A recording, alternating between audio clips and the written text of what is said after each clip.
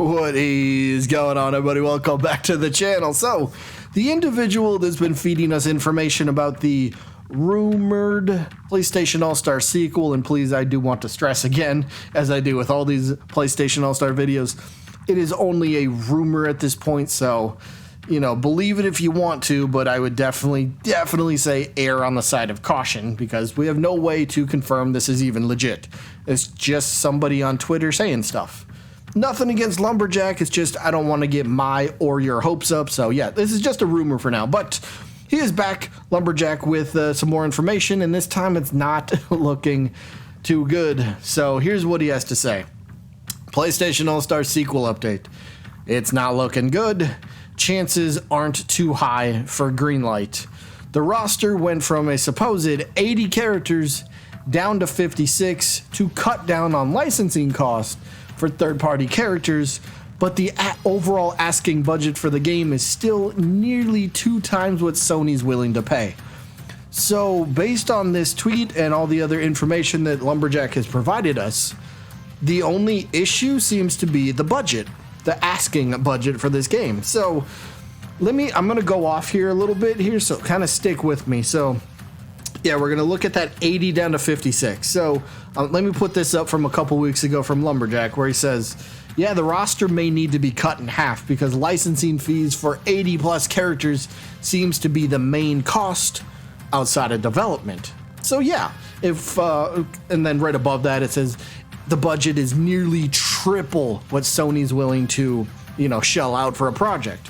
So, doing a little bit of quick math, if you go from 80 characters down to 56, that means what? You removed 24 characters. So if the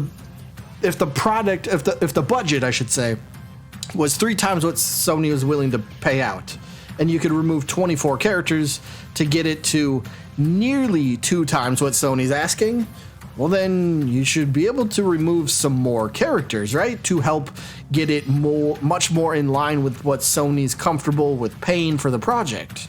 So this is just kind of talk here, but I talk with not many people, but I've talked with and seen a lot of people that say a roster right around 40 to 45 characters kind of seems to be a sweet spot for a lot of people. So even if we say 40 characters, right? So if we take the 56 that's the supposed new roster and we take out 16 more characters and drop it down to 40, well, if we cut out a third of the budget from 80 down to 56, that was 24 characters, but now we're going to take out essentially another 16 from going from 56 to 40. That's got to be so much closer, if not maybe even under the overall budget price for the game. So if the only issue here is the overall asking budget, it kind of seems like a pretty simple solution, right? So oftentimes, if not every time, developers, when they're pitching something, it's going to be as simple as, all right, here's our pitch, and then it will either be accepted, rejected, or often altered or countered in some way. So this rumored developer that made the pitch for this rumored PlayStation All-Star sequel, they probably knew they were never going to have 80 characters on the roster. And they just kind of wanted to see how much Sony was willing to say yes to.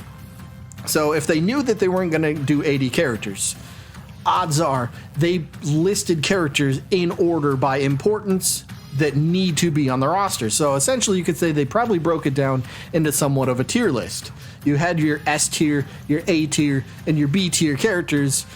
Those were pretty much like, those are locked in, almost non-negotiable. Maybe very end of B tier, you could be like, all right, if it came down to cutting a character or two in B tier to make the game happen, I guess we can definitely talk about that. But then you get C and D tier, which is more or less of, all right, if there's enough time, these will be towards the end of development. These will be kind of the last things we do.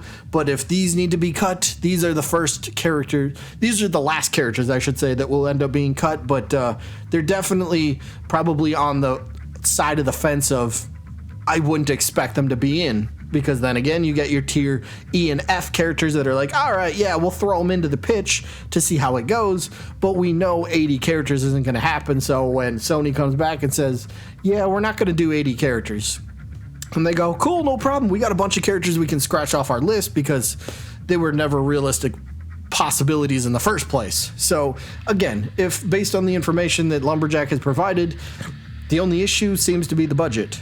And there seems to be a pretty simple solution for that. And plus, characters that you cut last for development, you can always revisit that for DLC, right? Come back to it if the game sells well. You know, announce a fighter's pass or something to that degree. People will be interested in that sort of stuff, and people will buy that sort of stuff. So, yeah, again, I'm not saying Lumberjack is not credible here, but maybe he hasn't gotten all the information himself either to pass to us. So we'll have to wait and see how that goes. But that's not the only thing that he said. I found something very interesting here, where he was replying to somebody on Twitter the other day, and the person down here at the bottom of the tweet basically said, hey, didn't the first game flop? You know, I don't really see many people willing to drop $70 to play a Smash Bros. Clone. Well, you can't see, but I am raising my hand. I will be the first person in line to go drop $70 on a PlayStation All-Star sequel.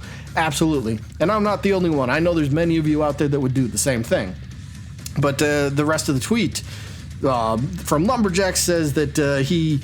You know, the original game, I guess, was deemed a failure, even though it sold over 1 million copies. But it was deemed a failure.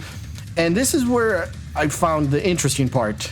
I didn't know this, and I believe this is for the rumored sequel, where he tells us that the team actually pitched 3 different versions of gameplay. Smash Bros. Or an all-star style fighter, so a platform fighter, or a Street Fighter style, you know, a more traditional kind of fighting game. And then a Yakuza-style gameplay. That'd be very bizarre. I could go for Street Fighter, but I think I'd definitely prefer to stick with the platform fighter that they had. Just build off of that. Copy what Smash Bros. Did because it works. You don't need to change it that much, but copy what works, implement it into yours, and then find ways to change it around. They did fantastic stuff with the stages, right? The stage mashups. That was fantastic. Continue doing stuff like that. So... yeah, I guess he says to finish it off, you know, it wasn't a full clone because Sony didn't like the Smash / All-Star style. So yeah, that's kind of interesting. I'm not sure quite what to make of that one. And real quick, I just want to bring this up. I guess this kind of lends a little bit more credibility. At least it's more in line with what Lumberjack's story has been so far. But he tweeted this out on December 21st last year, where he said, Sony will fund a fighter from the said developer. So it didn't necessarily mean it was an all-star sequel. And maybe that's what he was saying with that last tweet that we looked at, where the team pitched 3 different versions of gameplay. So maybe Sony was just on board with their own PlayStation fighter game. So we'll have to wait and see how this one plays out. But yeah, again, it's just a rumor.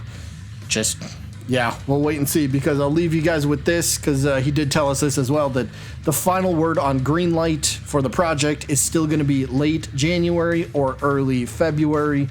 So we still got a few more weeks to go before we ultimately find out the fate of this. Again, I'm going to approach it as this whole thing was fake, because I don't want to get my or your hopes up, but I'm approaching it as it's fake.